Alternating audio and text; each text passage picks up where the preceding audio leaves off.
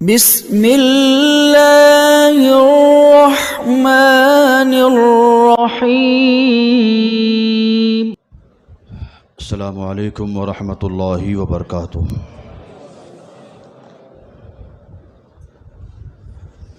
الحمد للہ رب العالمین والعاقبۃ للمتقین،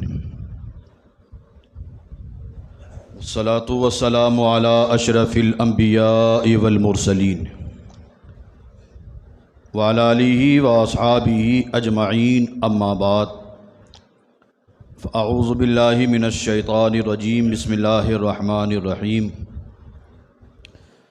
یا ایہا الذین آمنوا ادخلوا فی السلم کافۃ ولا تتبعوا خطوات الشیطان انہ لکم عدو مبین۔ صدق اللہ المولانا العظیم وبلغنا رسولہ النبی الکریم، ونحن علی ذلک لمن الشاہدین والشاکرین والحامدین والحمد للہ رب العالمین۔ ان اللہ وملائکتہ یصلون علی النبی یا ایہا الذین آمنوا صلوا علیہ وسلموا تسلیما۔ اللہم صلی علی سیدنا مولانا محمد معدن الجود والکرم وآلہ وصحبہ وبارک وسلم، صلاۃ و سلاما علیک یا رسول اللہ صلی اللہ تعالیٰ علیہ وسلم۔ آج ہم اور آپ نماز جمعہ ادا کرنے کے لیے اس مسجد میں حاضر آئے، رب قدیر ہماری حاضری کو قبول فرمائے، جمعہ کی برکتوں سے مالا مال فرمائے۔ ہم جو بھی عبادت کر اللہ اپنے حبیب صلی اللہ تعالیٰ علیہ وسلم کے صدقے میں ہماری عبادتوں کو قبول فرمائے۔ جمعہ کے صدقے میں پروردگار عالم ہم تمام مسلمان کی جان، مال، عزت، آبرو، دکان مکان کی حفاظت فرمائے۔ شریعت مطہرہ پر صحیح معنوں میں چلنے کے اللہ ہم سب کو توفیق عطا فرمائے۔ رب قدیر اپنے حبیب صلی اللہ تعالیٰ علیہ وسلم کے صدقے میں غزہ اور فلسطین کے مسلمانوں کی خصوصیت کے ساتھ اور پوری دنیا میں جہاں کہیں مسلمان پریشان ہو، اللہ تعالیٰ اپنے حبیب کے صدقے میں سارے مسلمانوں کی حفاظت فرمائے۔ اور جن جن لوگوں نے مجھے دعاؤں کے لکھا، پروردگار عالم ان سارے لوگوں کی دعاؤں کو اپنی بارگاہ میں شرف قبولیت عطا فرمائے، اور مرتے دم تک اللہ تعالیٰ اپنے حبیب کے صدقے میں ہم تمام مسلمان کو مسلک اعلیٰ حضرت پر استقامت عطا فرمائے۔ آج مجھے جس ٹاپک پر آپ حضرات کے سامنے خطاب کرنا ہے، سب سے پہلے میں اللہ کی بارگاہ میں دعا کروں گا کہ اللہ تعالیٰ میری زبان پر کلمت الحق جاری فرمائے۔ ابھی ایک سیزن چل رہا ہے، اور وہ سیزن چل رہا ہے شادی کا۔ ابھی لگاتار کئی دنوں سے نکاح پڑھاتے پڑھاتے میں تھک گیا ہے، لیکن نکاح ختم نہیں ہوئے، چل ہی رہے نکاح، چل ہی رہے۔ نکاح کی برکتیں کیا ہیں، اور نکاح میں ہونے والے کتنے ہی ایسے خرافات جس کے لیے میں نے مفصل آج سے 2 سال پہلے آپ حضرات کے سامنے خطاب کیا تھا۔ پھر مجھے ایسا محسوس ہو رہا ہے کہ ان میں سے کچھ باتوں کو لے کر پھر آپ حضرات کے سامنے ان باتوں کو دہرایا جائے، تاکہ جو بیٹری اتر گئی ہے پھر سے چارج ہو جائے۔ پھر وہی سارے خرافات، وہی سارے جاہلانہ والی رسمیں، وہی جو ہندوؤں سے لی ہوئی رسمیں جو آج ہمارے کلچر میں سما گئی ہے۔ ہم ہیں تو نام کے مسلمان، لیکن ہمارے گھر کا ماحول، ہماری شادی بیاہ کی تقریبیں، ہمارے گھر کی خوشی کے ایام ایسے مرحلوں سے گزر رہے ہیں جو ہندوؤں کے گھر کی رسمیں تھیں، کافروں کے گھر کی جو رسمیں تھیں، آج انہوں نے اپنی رسموں کو چھوڑ دیا ہے اور مسلمانوں نے اپنا لیا ہے، جبکہ مسلمان وہ مہذب قوم تھی جس کے بارے میں اللہ تبارک و تعالیٰ نے ارشاد فرمایا تھا، کنتم خیر امۃ اخرجت للناس تامرون بالمعروف وتنہون عن المنکر۔ اللہ نے ارشاد فرمایا، اے حبیب کی امت، ہم نے تمہیں خیر امت بنایا ہے، ساری امت میں افضل امت بنایا ہے۔ حضرت آدم سے لے کر حضرت عیسیٰ تک، حضرت عیسیٰ سے لے کر قیامت تک کے لیے اللہ نے ارشاد فرمایا۔ 4 پارے کی آیت ہے، اللہ ارشاد فرماتا ہے، میرے حبیب کی امت، ہم نے تمہیں خیر امت، افضل امت بنایا ہے۔ یہ افضل امت ہم اپنے کردار سے نہیں بنے ہیں، نبی کی نسبت نے ہمیں افضل بنایا ہے، نبی کی امت میں اللہ نے ہمیں پیدا فرمایا ہے، اور جب اللہ نے نبی کی امت میں پیدا فرمایا ہے تو ان کی فضیلت کی وجہ سے اللہ نے اس امت کو بھی فضیلت فضیلت عطا فرمائی ہے۔ سرکار کے صدقے میں اللہ نے اس امت کو خیر امت بنایا ہے۔ اچھا، خیر امت کیوں بنایا؟ کیا تھا اس امت میں؟ اس امت کے پاس کون سی ایسی چیز تھی کہ اللہ نے ساری امت سے سب سے افضل اس امت محمدیہ کو بنایا؟ تو آگے رب ارشاد فرماتا ہے کہ حبیب کی امت تمہیں خیر امت اس لیے بنایا ہے کہ تم وہ ہو تامرون بالمعروف وتنہون عن المنکر۔ تمہارے اندر ایک صفت ہے۔ کون سی صفت ہے؟ تم نیکی کا حکم دیتے ہو اور برائیوں سے روکتے ہو۔ اس امت کی جو فضیلت ملی ہے، مقام یہ ہے کہ یہ نیکیوں پر لوگوں کو آگے لاتی ہے اور برائیوں میں لوگوں کو روک دیتی ہے۔ آج ہم اپنا کلچر دیکھ لیں۔ اللہ نے ارشاد فرمایا ہے یا ایھا الذین آمنوا ادخلوا فی السلم کافہ، اے ایمان والو اسلام میں پورے کے پورے داخل ہو جاؤ۔ اللہ فرماتا یا ایھا الذین آمنوا ادخلوا فی السلم کافہ، اور یہ حکم عام نہیں ہے، خاص ہے۔ اگر یہ حکم عام ہوتا تو اللہ فرماتا یا ایھا الناس، اے لوگو۔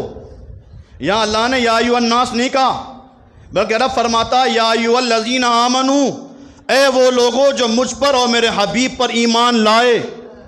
ایمان والے ہو، ایمان لائے ہو، کلمہ پڑھا ہے میرے حبیب کا۔ جب ایمان والے ہو تو یہاں پر حکم اللہ نے سب کو نہیں دیا، خاص کو دیا۔ اور انہی خاص میں کون ہے؟ جو مسلمان ہیں۔ خاص کون ہے؟ جو مسلمان ہیں۔ یہاں اللہ مسلمانوں کو حکم دے رہا ہے کہ مسلمانوں اسلام میں پورے داخل ہو جاؤ۔ کیا مطلب؟ ہم مسلمان ہیں، ہم ایمان والے ہیں، اور ہم ہی سے اللہ فرما رہا ہے۔ دوسرا کوئی کہتا تو ہم بات پلٹا بھی دیتے۔ اللہ حکم دے رہا ہے اے ایمان والو اسلام میں پورے کے پورے داخل ہو جاؤ۔ کیا مطلب؟ اسلام میں پورے کا پورا داخل ہونے کا مطلب کیا ہے؟ تو اللہ ارشاد فرماتا وَلَا تَتَّبِعُوا خُطُوَاتِ الشَّيْطَانِ، اے ایمان والو اسلام میں پورے کے پورے داخل ہو جاؤ۔ مطلب یہ ہے کہ جب تم نے میرے حبیب کا کلمہ پڑھا ہے، اسلام قبول کیا ہے، تو اب اسلام کے حکام پر عمل کرنا۔ وَلَا تَتَّبِعُوا خُطُوَاتِ الشَّيْطَانِ، اور ہرگز شیطان کی باتوں پر عمل مت کرنا۔ رب اور رحمان کی بات کو ماننا، میرے حبیب کے فرامین پر عمل کرنا۔ اگر اسلام میں پورے کے پورے داخل ہونا چاہتے ہو تو اسلام کے سارے احکام، اسلام کے جتنے احکام ہیں سارے احکام پر مکمل عمل کرنا۔ ایسا نہ ہو کہ تم انتقال کے وقت، زیارت اور 40ویں کے وقت مسلمان رہو اور شادی کے وقت مسلمان نہ رہو۔ ایسا تو نہ ہو کہ عید کے دن تو مسلمان نظر آؤ اور منگنی کے ٹائم تم مسلمان نہ ہو۔ ایسا نہ ہو کہ غم کے دنوں میں تو تمہیں اللہ یاد آئے اور خوشی کے دنوں میں ہم اللہ کو بھی چھوڑ دیں، اسلام کی مذہب کے سارے احکامات کی دھجیاں اڑا دیں۔ نہیں، جب کلمہ پڑھا ہے تو یا ایھا الذین آمنوا ادخلوا فی السلم کافہ، اے ایمان والو اسلام میں پورے کے پورے داخل ہو جاؤ۔ جہاں زیارت 40ویں میں تمہیں اللہ یاد آتا ہے تو شادی میں بھی اللہ کو یاد رکھو۔ جب خوشی میں تم غم میں اللہ کو یاد کرتے ہو، مصیبت میں اللہ کو یاد کرتے ہو، تو جب خوشی کا ایام آ جائے تب بھی تم اللہ ہی کی بارگاہ میں رجوع کرو، تب بھی تم اللہ کی بارگاہ ہی میں جاؤ۔ وَلَا تَتَّبِعُوا خُطُوَاتِ الشَّيْطَانِ، شیطان کی باتوں پر عمل مت کرنا، شیطان کے نقش قدم پہ مت چلنا۔ إِنَّهُ لَكُمْ عَدُوٌّ مُبِينٌ، وہ بے شک تمہارا کھلا دشمن ہے۔ اللہ فرما رہا ہے وَلَا تَتَّبِعُوا خُطُوَاتِ الشَّيْطَانِ، شیطان کے نقش قدم پر مت چلنا، وہ تمہارا کھلا ہوا دشمن ہے۔ یہاں ہمیں سوچنے کی یہ ضرورت ہے کہ ہم مسلمان ہیں، ہمارا کردار ایسا ہونا چاہیے کہ ہمارے کردار کو دیکھ کر لوگ یہ کہنے پر مجبور ہو جائیں کہ یار یہ مسلمانوں کا طریقہ کتنا اچھا ہے، یہ مسلمان کتنے اچھی طرح زندگی گزارتے ہیں۔ برعکس اس کا تو آج ہمیں الٹا نظر آتا ہے۔ آج ہمارے کام ایسے ہو رہے ہیں، آج ہمارے کردار ایسے ہو رہے ہیں کہ آج ہمارے کیریکٹر اور کردار کو دیکھ کر دوسرے مذاہب کے لوگ کہتے ہیں دیکھو مسلمان تو ایسے ہوتے ہیں، دیکھو مسلمان کی لڑکیاں تو ایسی ہوتی ہے، دیکھو مسلمان کے خاندان تو ایسے ہوتے ہیں۔ کل تک کا وہ زمانہ تھا کہ جہاں سے حضرت خالد بن ولید گزر جایا کرتے تھے، سیدنا فاروق اعظم گزر جایا کرتے تھے، حضرت سعد بن ابی وقاص جس راستے سے گزر جایا کرتے تھے، نبی کے صحابہ جس راستے سے گزر جاتے تھے، وہاں پر کافر اور یہودی کہنے پر مجبور ہو جاتے تھے جب نبی کا غلام اتنی شان والا ہے تو ان کا آقا کتنی بڑی شان والا ہوگا۔ ہم اسی نبی کی امت میں پیدا کیے گئے ہیں، آج ہم اسی صحابہ کے ماننے والے ہیں، ہم اسی غوث پاک کے ماننے والے ہیں جس غوث پاک کا چہرہ دیکھ کر کافر کلمہ پڑھ کر مسلمان ہوتا تھا، اسی غریب نواز کی چاہنے والے ہیں ہم اسی غریب نواز کے ہندوستان میں رہ رہے ہیں جس غریب نواز نے ہندوستان میں آ کر کوئی تلوار نہیں اٹھائی، کوئی خنجر نہیں اٹھایا، کوئی بارود نہیں اٹھایا۔ وہ غریب نواز جب ہندوستان میں آتے ہیں کفر کی سرزمین پر پاؤں رکھتے ہیں، اور کفر کی سرزمین پر پاؤں رکھنے کے بعد اپنا کیریکٹر، اپنا کردار ایسا پیش کیا تھا کہ سامنے جتنے 90 لاکھ تھے، 90 لاکھ نے غریب نواز کا چہرہ دیکھا تھا، کلمہ پڑھ کر مسلمان ہوئے تھے۔ ہم اسی غریب نواز کے ہندوستان میں رہتے ہیں۔ آج ہم نے اپنا کلچر بھلا دیا ہے، اپنا کیریکٹر بھلا دیا ہے۔ ہمارے یہاں شادی ہو رہی ہے، شادی کیا ہے؟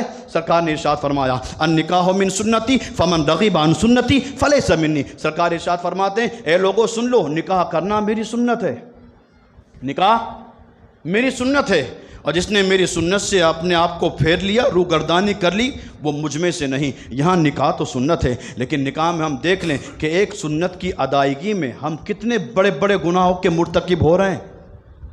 کل تک کا وہ نکاح ہوتا تھا، اس سے پہلے میں آپ کو سیدنا علی مرتضیٰ اور حضرت فاطمہ الزہرا کا نکاح میں آپ کو سنا چکا ہوں۔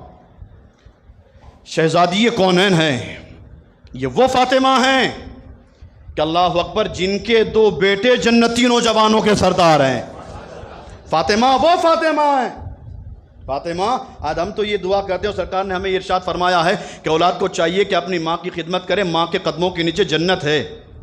اولاد کے لیے ماں کے قدم کے نیچے جنت ہے۔ یہ وہ فاطمہ ہے جن کے 2 بیٹے جنتی نوجوانوں کے سردار ہیں، جن کا باپا، جن کے والد مالک جنت ہیں۔ خالق کائنات نے ان کے وجہ سے ساری دنیا کو پیدا فرمایا ہے۔ یہ فاطمہ الزہرا ہے۔ ان کی شادی پر آپ نگاہ تو ڈالیں، کتنی سادگی کے ساتھ نکاح ہو رہا ہے اور کس اندازے سے نکاح ہو رہا ہے۔ ابھی آگے وقت ملا تو پھر میں آپ کو یہ بات دہراؤں گا۔ آج ہمیں اپنا کیریکٹر، اپنا کردار بدلنا ہے۔ نکاح ہمیں وہ طریقے سے کرنا ہے جس طرح ہمیں سرکار نے اور اسلام نے بتایا ہے۔ یاد رکھنا، سرکار نے تو ارشاد فرمایا اعظم البرکت بن نکاح ایسرھا۔ سرکار نے ارشاد فرمایا سب سے برکت والا نکاح۔ آج لوگ آتے ہیں مولانا ہماری شادی میں کون سا ایسا کام کرے کہ برکت نے برکت اج ہوئے، ہے نا؟ ایسا نکاح میں کون سا کام کرے کہ ہمارے گھر پہ برکت ہو؟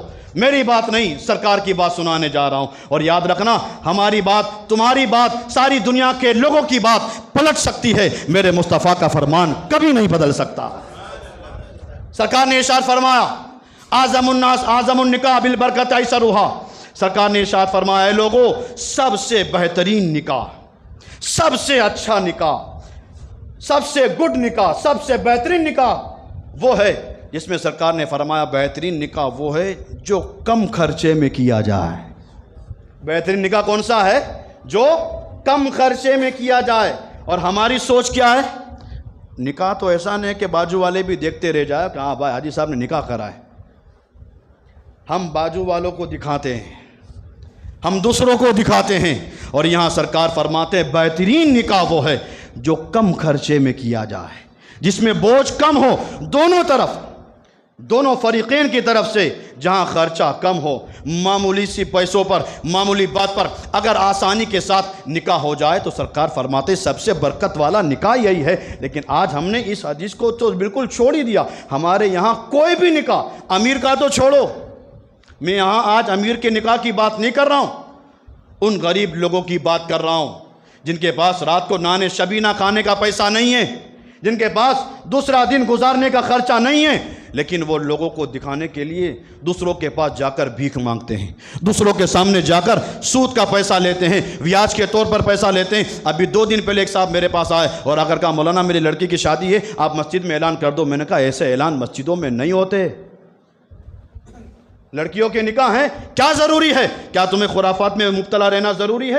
سارے خرافات کرنا ضروری ہے؟ نکاح میں کتنی چیزیں ضروری ہیں؟ ایجاب و قبول کا ہونا، خطبے کا ہونا، مہر کا ہونا، بس ہو گیا۔ اور لڑکا اگر استطاعت رکھتا ہے تو ولیمہ کر دے، بس اتنی سی چیزوں کے لیے ہمارے یہاں جو خرافات کی ایک لمبی لسٹ نکلی ہوئی ہے، ان سب کے ذمہ دار میں بھی ہوں اور آپ بھی ہیں، ان ساری چیزوں کے ذمہ دار ہم سب ہیں۔ اور اگر ہم نے آج اس کو نہیں روکا اور یہ چیزیں بڑھتی گئی، ثم لتسألن یومئذ عن النعیم، قیامت کے دن اللہ ہر بندے سے پوچھے گا، جہاں مجھ سے پوچھا جائے گا وہاں آپ سے بھی پوچھا جائے گا۔ ہم حتی الامکان کوشش کرتے ہیں لوگوں کو سمجھانے کی، لوگوں کو دین کی طرف لانے کی، ہم اپنی کوشش کرتے رہتے ہیں۔ ہدایت دینا اللہ کی بات ہے، اللہ جسے ہدایت دیتا ہے اسی کو ہدایت ملتی ہے، لیکن ہمارا کام ہے لوگوں کو بتانا۔ آپ شادی بیاہ کی سارے رسومات میں سب سے پہلے دیکھ لیں کہ جہاں شادی کرنے کا ارادہ ہوتا ہے پہلے تو دکھانے کی بات آتی ہے کہ جس لڑکی سے نکاح کرنا ہے اس کو ایک نظر دیکھ لیا جائے، اور شریعت نے اس کی اجازت دی ہے، شریعت نے اس کی اجازت دی ہے۔ حضرت مغیرہ بن شعبہ رضی اللہ تعالیٰ عنہ سرکار کی بارگاہ میں آئے اور آ کر عرض کیا رسول اللہ میں فلاں قبیلے کی فلاں لڑکی سے نکاح کرنا چاہتا ہوں۔ آقا کریم نے ارشاد فرمایا جس لڑکی سے تم نکاح کرنا چاہتے ہو کیا تم نے اس کو دیکھا ہے؟ جس سے نکاح کرنا چاہتے ہو کیا تم نے اسے دیکھا ہے؟ حضرت مغیرہ بن شعبہ نے عرض کیا رسول اللہ میں جس سے نکاح کرنا چاہتا ہوں میں نے اسے دیکھا نہیں۔ تو سرکار نے ارشاد فرمایا جس سے نکاح کرنا چاہتے ہو اسے ایک نظر دیکھ لو، جس سے نکاح کرنا چاہتے ہو اسے ایک نظر دیکھ لو تاکہ بعد والی زندگی میں ایک دوسرے پر الزام نہ رہے۔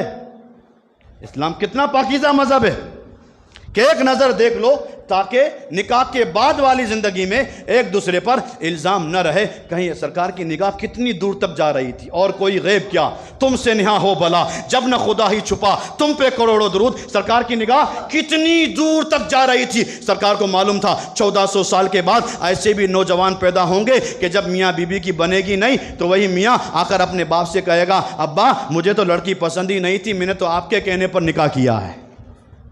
آج لوگ کہتے ہیں جہاں بنتی نہیں ہے وہاں کیا میرے کو تو کہاں شادی کرنی تھی، تو ممی نے کہا تو میں نے شادی کر لی، یہ تو ابا نے کہا تو میں نے شادی کر لی۔ سرکار کی نگاہ کتنی دور جا رہی تھی۔ سرکار نے ارشاد فرمایا اے مغیرہ بن شعبہ جاؤ جس سے نکاح کرنا چاہتے ہو اسے ایک نظر دیکھ لو۔ اب یہیں پر رک جائیے، میں آپ سے کہتا ہوں سرکار نے اسلام نے جس سے نکاح کرنا ہے اسے ایک نظر دیکھنے کی اجازت دی ہے، بازو میں بٹھا کر سونے کی انگوٹھی پہنانے کی اجازت نہیں دی ہے۔ یہ جو منگنی کے نام پر کھلنا ناچ کھیلا جاتا ہے سارے خرافات کی ابتدا یہیں سے شروع۔ منگنی ہو رہی ہے، وہاں تو اجازت اتنی تھی کہ لڑکا لڑکی ایک دوسرے کو دیکھ لیں، ایک نظر دیکھنے کی اجازت ہے۔ منگنی کے ٹائم جس سے نکاح کرنا ہے ایک نظر دیکھنے کی اجازت ہے، منگنی کے بعد بائک پر بٹھا کر کانکریا لے جانے کی اجازت نہیں ہے، دعوتوں میں اور ریسٹورنٹ میں لے جانے کی اجازت نہیں ہے۔ یہاں تو جیسے ہی منگنی ہوتی ہے وہاں سارے خرافات شروع۔ باپ نمازی ہے، 5 ٹائم کے نمازی ہیں، حاجی بھی ہیں، لیکن وہ بھی نہیں روک رہے ہیں۔ وہ کہہ رہے ہیں مولانا میری تو گھر میں چلتی کیا ہے، تحفہ ایسی زندگی پر شرم آنا چاہیے۔ جو انسان یہ کہتا ہو کہ مولانا میری گھر میں نہیں چلتی ہے، سنو سرکار نے ارشاد فرمایا وہ انسان دیوس ہے۔ حدیث سنا رہا ہوں، سرکار نے ارشاد فرمایا وہ انسان دیوس ہے، دیوس ہے، دیوس ہے۔ صحابہ نے عرض کیا رسول اللہ کون سا انسان دیوس ہے؟ سرکار نے ارشاد فرمایا جس کے گھر میں اسلام کے خلاف کام ہوتا ہو اور وہ اپنے گھر کی اسلام کے خلاف چیزوں کو روک نہ سکے وہ سب سے بڑا دیوس ہے۔ جو اسلام کے خلاف ہونے والی باتوں کو اپنے گھر میں روک نہ سکے وہ سب سے بڑا دیوس ہے۔ یاد رکھنا اسلام میں جس لڑکی سے نکاح کرنا ہے ایک نظر دیکھنے کی اجازت ہے، ساتھ میں بٹھا کر انگوٹھی پہنانے کی ان ساری چیزوں کی اجازت نہیں ہے۔ انگوٹھی کی بات نکلی ہے، ایک بات اور سنیے، جیسے ہی نکاح ہو جاتا ہے اکثر جگہ پر میں نے دیکھا نکاح جیسے ہی ہو گیا لڑکی والے آتے ہیں، تھال میں ایک رومال ہے، انگوٹھی بھی ہے، پان بھی ہے، اسلام میں اس کی کوئی اجازت نہیں ہے، لیکن ایک تھال بن کر آتا ہے اس میں سونے کی انگوٹھی بھی ہے، اور آ کر وہ لوگ کہتے ہیں مولانا آپ انگوٹھی پہناؤ نہیں، حرام کام وہ بھی مولانا سے کروانا ہے، حرام کام ہے لیکن کرے مولانا۔ اسلام نے مردوں پر سونے کو پہننا، گولڈ پہننا حرام کر دیا۔ اب وہ مولانا پہنتا ہو، پیر صاحب پہنتا ہو یا بڑا علامہ پہنتا ہو، کوئی بھی پہنتا ہو، اسلام نے جس چیزوں کے لیے جس کو روک دیا ہے کوئی کسی کا باپ بھی اس چیز کو حلال نہیں کر سکتا۔ لیکن وہاں دولہے کو نکاح کے بعد آپ نے بھی دیکھا ہوگا جیسے ہی سیرا اتارا جاتا ہے نکاح کے بعد ایک تھال آتا ہے، سونے کی انگوٹھی ہوتی ہے، مولانا آپ پہناؤ نا۔ کہاں سے لائی رسمیں؟ کس اسلام نے بتایا ہے؟ کون سی کتاب میں لکھا ہے؟ کون سی آیت یا کون سی حدیث میں ہمیں یہ حکم دیا گیا ہے کہ نکاح کے بعد لڑکی والے لڑکے کو سونے کی انگوٹھی پہنائیں؟ کہیں نہیں لکھا ہوا۔ یہ غیروں کی رسمیں ہیں، غیروں کی رسمیں ہم نے اپنا لی۔ یہ سونے کی انگوٹھی، اور آج ہمارا نوجوان پہنتا بھی ہے سونے کی انگوٹھی، نکاح کے دن کے بعد ولیمے میں سونے کی انگوٹھی بھی پہنتا ہے، کڑا بھی پہنتا ہے، چین بھی پہنتا ہے۔ کیوں؟ مولانا سامنے سے آیا ہے نا، لڑکی والوں نے دیا ہے نا۔ سنو، اگر غیرت ایمانی کا تھوڑا سا بھی حصہ موجود ہے، یہ حدیث سنو۔ آقا کریم صلی اللہ تعالیٰ علیہ وسلم بیٹھے ہیں، ایک صحابی آنے کے بعد جیسے صحابی نے سلام کیا، سرکار نے اس صحابی کو دیکھا تو کیا دیکھا؟ ان کے ہاتھ میں سونے کی انگوٹھی۔ آنے والے صحابی ان کے ہاتھ میں سونے کی انگوٹھی۔ آنے والے صحابی نے آ کر جیسے ہی سرکار کی بارگاہ میں سلام کیا، سرکار نے اپنا چہرہ گھما لیا۔ صحابی نے آ کر سلام کیا، سرکار نے اپنا چہرہ گھما لیا۔ وہ صحابی سمجھے کہ سرکار کوئی بات میں مشغول ہوں گے، اس لیے میرا سلام سن نہ سکے، اس لیے سرکار نے جواب نہ دیا۔ وہ صحابی اس جگہ سے اٹھے جس طرف سرکار کا چہرہ تھا، اس طرف آئے اور اس طرف آ کر سرکار کی بارگاہ میں سلام کیا۔ جیسے ہی سلام کیا، سرکار نے اپنا چہرہ پھر گھما لیا۔ پھر وہ صحابی تیسری مرتبہ آئے اور پھر آ کر سرکار کی بارگاہ میں سلام کیا، سرکار نے پھر اپنا چہرہ گھما لیا۔ جب 3 مرتبہ سلام کیا اور تینوں مرتبہ سرکار نے اپنا چہرہ گھما لیا، تو اسی صحابی نے بارگاہ رسالت میں عرض کیا، یا رسول اللہ صلی اللہ تعالیٰ علیہ وسلم، کون سی چیز ہے میں آپ کو سلام کر رہا ہوں؟ یا رسول اللہ آپ اپنا منہ گھما دے رہے ہیں، یا رسول اللہ میرے سلام کا آپ جواب نہیں دے رہے ہیں، کیا بات ہے؟ سرکار نے ارشاد فرمایا، کیسے میں تمہارے سلام کا جواب دوں؟ تم اپنے ہاتھ میں آگ کا انگارہ لے کر آئے ہو۔ کیسے سلام کا جواب دوں؟ تم اپنے ہاتھ میں آگ کا انگارہ لے کر آئے ہو، سونے کی انگوٹھی پہن کر آئے ہو۔ یہ گولڈ، یہ سونا اسلام میں مردوں کے لیے حرام ہے۔ جب تک تم تو یہ پہن کر انگوٹھی میرے سامنے بیٹھے رہو گے، میں تمہارے سلام کا جواب نہیں دوں گا۔ وہ صحابی تھے، عقیدہ مضبوط تھا۔ سرکار صلی اللہ تعالیٰ علیہ وسلم کی بات سن کر صحابی نے عرض کی، یا رسول اللہ آپ اگر مجھ سے ناراض ہیں اس انگوٹھی کی وجہ سے، یا رسول اللہ یہ انگوٹھی میں اتارتا ہوں۔ صحابی نے انگوٹھی اتاری اور زمین پر پٹک کر پھینک دیا۔ جیسے انگوٹھی کو پھینکا، سرکار نے فرمایا السلام علیکم۔ جیسے انگوٹھی کو پھینکا، سرکار نے سلام کیا، وہ صحابی نے جواب دیا۔ اب چند منٹ تک تو وہ صحابی بیٹھے رہے۔ جب محفل ختم ہوئی، وہ صحابی ایسے ہی چلے گئے۔ جیسے وہ صحابی ایسے ہی جانے لگے تو کچھ صحابہ نے اسی صحابی کو روکا اور روکنے کے بعد کہا، اے انسان، یہ انگوٹھی مرد نہیں پہن سکتا، عورت تو پہن سکتی ہے۔ یہ انگوٹھی مرد نہیں پہن سکتا گولڈ کی، عورت تو پہن سکتی ہے۔ تمہاری ماں ہوگی، بہن ہوگی، بیٹی ہوگی، بیوی ہوگی، جاؤ یہ انگوٹھی اٹھاؤ اور اپنی ماں کو دے دینا، بہن کو دے دینا، بیٹی کو دے دینا، بیوی کو دے دینا۔ مرد پر گولڈ حرام ہے، عورت پر تو حرام نہیں ہے۔ یہ انگوٹھی اٹھاؤ اور اپنے گھر کی عورتوں کو دے دینا، ان کے کام میں آ جائے گی۔ سنو اس صحابی کا ایمان۔ وہ صحابی نے کہا، کیا کہہ رہے ہو؟ یہ انگوٹھی اٹھاؤں اور اپنے گھر پر لے جاؤں اور اپنی ماں، بہن، بیٹی، بیوی کو دے دوں؟ وہ صحابی کہتے ہیں، سنو، جس چیز کو میرے نبی نے پھینک دیا ہو میں کبھی نہیں اٹھا سکتا۔ جس چیز کو میرے نبی نے پھینک دیا ہو، جس چیز کو میرے نبی نے دھتکار دیا ہو، جس چیز کو میرے نبی نے چھوڑ دیا ہو، قیامت تو آ سکتی ہے، میں اس چیز کو اٹھا نہیں سکتا ہوں۔ یہ صحابہ تھے، ان کا کردار تھا یہ۔ ہم کہاں ہیں؟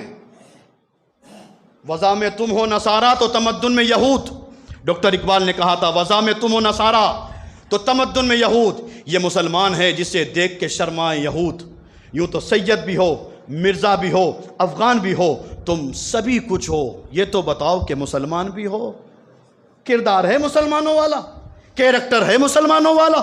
آج جہاں لڑکی کو دیکھنے جاتے ہیں، یہیں سے میں نے بات اٹھائی تھی، وہاں پر ایک بات اور ہے، لڑکی کو دیکھنے کی اجازت ہے۔ کون دیکھے گا لڑکی کو؟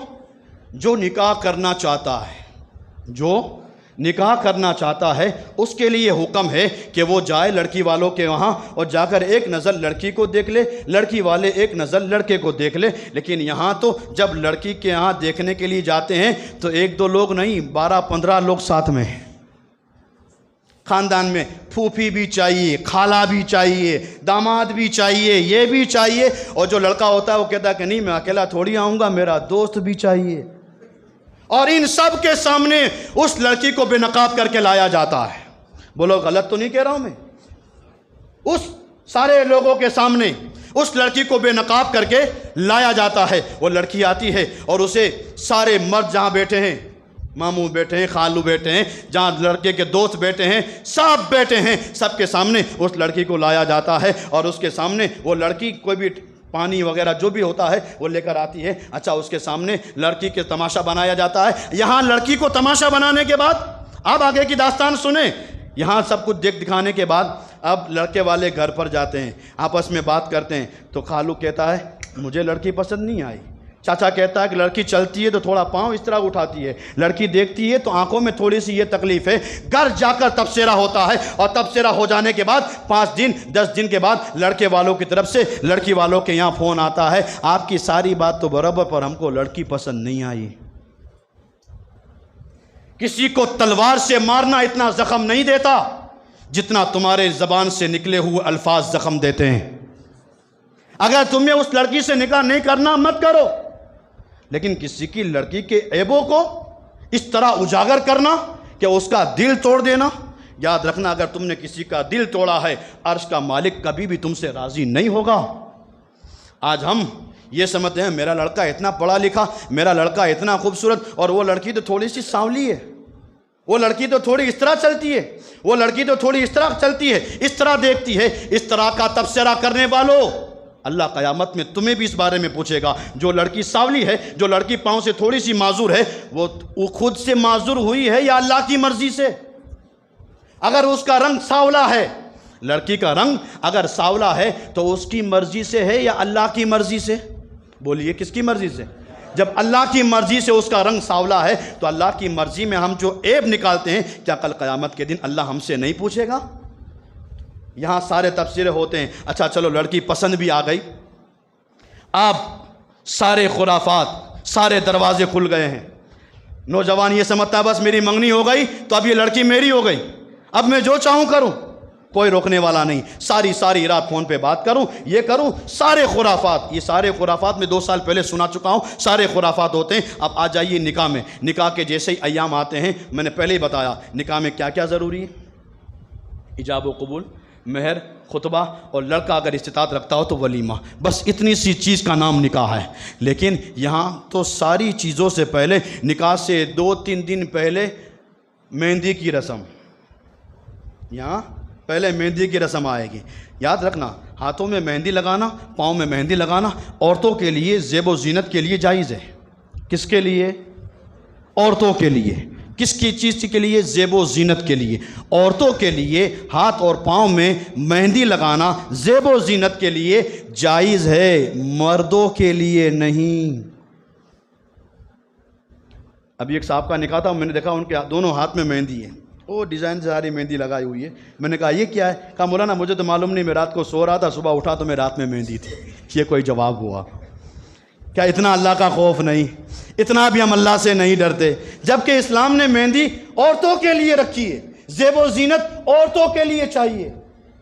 سنو، سرکار صلی اللہ تعالیٰ علیہ وسلم کی بارگاہ میں ایک انسان، وہ انسان جو مرد بھی نہیں ہے عورت بھی نہیں ہے، آپ سمجھ گئے کون سا انسان؟ وہ سرکار کی بارگاہ میں مہندی لگا کر، ہاتھوں میں مہندی، اور سرکار کی بارگاہ میں. کون ہے وہ؟ نہ مرد ہے نہ عورت ہے. جیسے وہ سرکار کی بارگاہ میں آئے اور آنے کے بعد جیسے ہی ان کے ہاتھوں میں مہندی تھی، سرکار نے صحابہ سے ارشاد فرمایا کہ یہ غلط رسم لے کر آیا ہے، اس کو مدینہ سے باہر کر دو، تڑی پار کرو، اس کو باہر کرو مدینہ سے. کون تھا؟ نہ مرد نہ عورت. جب اس کے لیے سرکار نے پسند نہ کیا تو یہ جو مکمل مرد بن کر بیٹھے ہیں، جو مکمل مرد بن کر بیٹھے ہیں، وہ دیکھو ہاتھوں میں پورے میں مہندی چھاپی ہوئی ہے. کہا مجھے تو مولانا معلوم نہیں رات کو کس نے لگا دی، اسلام میں اس کی کوئی اصلیت نہیں ہے. اچھا مہندی ہو جانے کے بعد پھر ہلدی کی رسمیں. ہلدی میں نے پہلے بھی بتایا تھا، ہلدی اسلام میں جائز ہے، لیکن کس طرح کی ہلدی؟ کہ ہلدی وہ نوجوان اپنے جسم پر یا تو خود اپنے ہاتھ سے لگائے، یا اس کا بھائی ہو یا اس کا خاص دوست ہو، وہ اس کے چہرے پر، ہاتھ وغیرہ پر، پاؤں پر ہلدی لگائے تاکہ شادی کے دن اس کے چہرے پر نکھار آ جائے. لیکن یہاں ہلدی کھیلی جاتی ہے، لگائی نہیں جاتی ہے. اور لڑکے کے چہرے پر گلو لانے کے لیے 8-8 ہزار کی کریمیں لگائی جاتی ہے. جو گلو لانے والی چیز تھی اسے تو ہم نے کھیلا ایک دوسرے پر، اور 8-8 ہزار روپئے دے کر پارلر میں جا کر، سلون میں جا کر 8-8 ہزار کی کریمیں لگائی. بس مولانا گلو آ جائے، چہرہ شادی والے دن گلو آ جائے. 8 ہزار کی کریم تمہارے چہرے پر گلو نہیں آئے گی. اپنے چہرے پر سنت مصطفیٰ کو سجا لو، زندگی بھر تک گلو رہے گا. سنت مصطفیٰ سجا لو، زندگی بھر تک تمہارا چہرہ چمکتا رہے گا، اور اس دنیا سے جاؤ گے تو قبر میں بھی تمہارا چہرہ چمکتا رہے گا، یہ سنت مصطفیٰ کی برکت سے۔ لیکن ہمیں تو بار بار سجیہ گمانا، کٹا دینا، سب کچھ ختم کرنا ہے، بس میرے چہرے پر گلو آ جائے۔ گلو اس طرح نہیں آتا، گلو تو آتا ہے سرکار کی سنت پر عمل کرنے سے گلو آتا ہے۔ یہاں ہلدی لگائی نہیں جاتی ہے، ہلدی سے کھیلا جاتا ہے، اور کتنے خرافات، اب تو انڈے پھوڑے جاتے ہیں ہلدی کے نام پر۔ ان المبذرین کانوا اخوان الشیاطین، فضول خرچی کرنے والے شیطان کے بھائی ہیں، میرا فرمان نہیں، قرآن ہے، یہ قرآن ہے 15واں پارہ، ان المبذرین کانوا اخوان الشیاطین۔ اللہ ارشاد فرماتا ہے فضول خرچی کرنے والے کون ہیں؟ شیطان کے بھائی ہے۔ یہاں ہلدی میں ایک دوسرے پر جو انڈے پھینکے جاتے ہیں، انڈے مارے جاتے ہیں، یہ جو کچھ کیا جاتا ہے، کیا یہ بولو فضول خرچی ہے کہ نہیں؟ بولیے، اتنا مت ڈرو، ہے نا؟ فضول خرچی ہے کہ نہیں؟ اب جب فضول خرچی ہے تو شیطان کے بھائی ہوئے کہ نہیں؟ اب بتائیے مجھے، مسجد میں بیٹھ کر کون شیطان کا بھائی بننا پسند کرتا؟ اگر یہ آیت سنانے سے پہلے اتنا بڑا مجمع ہے، وہاں تک اگر کسی کو بھی کھڑا کر کے میں بولتا کہ تم تو شیطان کے بھائی ہو، وہ مجھے مولانا نہیں دیکھتا، آ کر فوراً گریبان پکڑتا ہے، مولانا مجھے شیطان کا بھائی کہا؟ بولو، اگر کسی کو بھی میں شیطان کا بھائی ایسے ہی کہتا، پکڑ لیتا میرا گریبان، ہے مولانا مجھے شیطان کا بھائی۔ اب یہ آیت سنائی میں نے، ان المبذرین کانوا اخوان الشیاطین، جو فضول خرچی کرتے ہیں وہ شیطان کے بھائی ہے۔ اب اگر کسی کے اندر طاقت ہو تو گریبان پکڑ لے۔ ہم نے ایسے خرافات کیے ہیں، ہم فضول خرچی کرتے ہیں، خیر اسلام میں اس کی بھی کوئی اصلیت نہیں ہے۔ اب آ جائیے عین نکاح والے وقت پر، نکاح کے لیے لڑکے کو خوب تیار کیا، استطاعت ہے تیار ہوئے، کوئی بات نہیں، تیار ہو سکتے ہیں، لیکن تیار ہونے سے پہلے یہ بھی سوچنا کہ آج میں دولہا بن کے جا تو رہا ہوں، کیا میں نے اللہ کی بارگاہ میں سجدہ کیا، مالک کو راضی کیا؟ نئی زندگی کی شروعات ہو رہی ہے، میری نئی زندگی کی شروعات ہو رہی ہے، کیا میں نے مالک کو راضی کیا؟ اس کی کوئی پرواہ نہیں، بس اچھے سے تیار ہوا۔ اچھا، اچھے سے تیار ہونے کے بعد ابھی ایک چیز اچانک سے میرے دماغ میں آئی، ایک چیز ہمارے یہاں اور چلی ہے، دولہا 3-4 دن پہلے سے ہاتھ میں چھری رکھتا ہے، آپ نے بھی دیکھا ہوگا، نکاح والے دن بھی دولہے کے ہاتھ میں چھری ہوتی۔ کیا مطلب ہے؟ جنگ لڑنے جا رہے ہو؟ یہ چھری کا مطلب کیا؟ مجھے آج تک یہ چیز سمجھ میں نہیں آئی کہ دولہا جب بارات لے کر جاتا ہے یا نکاح سے 2 دن پہلے بھی ہاتھ میں چھری ہوتی ہے، چھری کا مطلب کیا؟ میں نے ایک صاحب سے ایک مرتبہ پوچھا تھا جو میرے خاص تھے، تو میں نے ان سے پوچھا کہ یار یہ آپ کے احمد آباد میں، ہمارے یہاں تو نہیں ہوتا ہے، یہاں آپ کے احمد آباد میں جب سے مجھے 7-8 سال ہوئے ہیں، اتنے نکاح پڑھا ہے، اکثر دولہوں کو میں نے ہاتھ میں چھری کو رکھے ہوئے دیکھا ہے، آخر وجہ کیا ہے؟ کیا وہ قصائی ہے؟ کیا وہ وہاں کچھ کاٹنے جا رہا ہے، ذبح کرنے جا رہا ہے؟ آخر وجہ کیا ہے اس کے ہاتھ میں چھری کیوں ہوتی ہے؟ تو اس نے کہا مولانا آپ کو شاید پتہ نہیں ہے۔ میں نے کہا اچھا چلو مجھے پتہ نہیں ہے، آپ کو پتہ ہو تو آپ مجھے بتا دو کہ چھری ہاتھ میں کیوں رکھی جاتی ہے۔ تو کہا ہمارے یہاں یہ مانا جاتا ہے کہ دولہا اگر ہاتھ میں چھری رکھتا ہے نا تو کسی جنات کا، کسی بھوت کا اس کو اوپر سایہ نہیں آتا ہے، ہاتھ میں چھری رکھنے سے جنات کا اور بھوت کا سایہ نہیں آتا ہے۔ تو پھر یہ چھری کیوں؟ پھر وہی رکھو، کوئی نہیں آئے گا، جنات بھوت کوئی کچھ نہیں آئے گا۔ کیسی جہالت والی رسمیں ہیں؟ ہمیں نہ چھری کی ضرورت ہے، نہ چاقو کی ضرورت ہے، ہمیں کسی چیز کی ضرورت نہیں ہے۔ ہاں اگر ہمارے اوپر یہ خدشہ ہے، ہمیں یہ ڈر ہے کہ اگر ہم اچھے سے تیار ہو جائیں گے، کسی کی نظر لگ جائے گی، کسی جنات کا سایہ آ جائے گا، کسی بھوت کا سایہ آ جائے گا، کوئی چھری کوئی چاقو کی ضرورت نہیں۔ سرکار نے ارشاد فرمایا اے لوگو، اگر تمہیں جادو سے ڈر لگتا ہو، جنات کے سائے کا ڈر لگتا ہو، اگر تمہیں ایسا لگتا ہو کہ کوئی چیز تمہیں پریشان کرے گی، کسی چیز کی ضرورت نہیں ہے، گھر سے نکلو آیت الکرسی پڑھ کے نکلو، گھر سے نکلو آیت الکرسی پڑھ کے نکلو۔ آیت الکرسی پڑھنا تمہارا کام ہے، تمہارے پورے جسم کی حفاظت کرنا تمہارے خدا کا کام ہے۔ کہاں ہیں ہم؟ جس کے پاس آیت الکرسی ہو وہ ہاتھ میں چھری رکھے گا، جس کے پاس سورہ فلق اور سورہ ناس ہو، سورہ فاتحہ ہو، وہ یہ ساری خرافات والی رسمیں کرے گا۔ اسلام میں اس کی کوئی اجازت نہیں ہے۔ یہ میرا موضوع انشاءاللہ شروع رہے گا۔ اب تو میں یہاں پہنچا ہوں کہ ابھی دولہا تیار ہوا ہے، ابھی دولہا تیار ہونے کے بعد آگے کیا کیا ہوتا ہے انشاءاللہ ابھی ابتدا ہے، عشق ہے، روتا ہے کیا، آگے آگے دیکھ ہوتا ہے کیا۔ انشاءاللہ آئندہ جمعہ بھی میں اسی موضوع پر خطاب کروں گا۔ اللہ تعالیٰ کہی ہوئی باتوں پر مجھے اور آپ تمام حضرات کو عمل کرنے کی توفیق عطا فرمائے۔ وآخر دعوانا ان الحمدللہ رب العالمین۔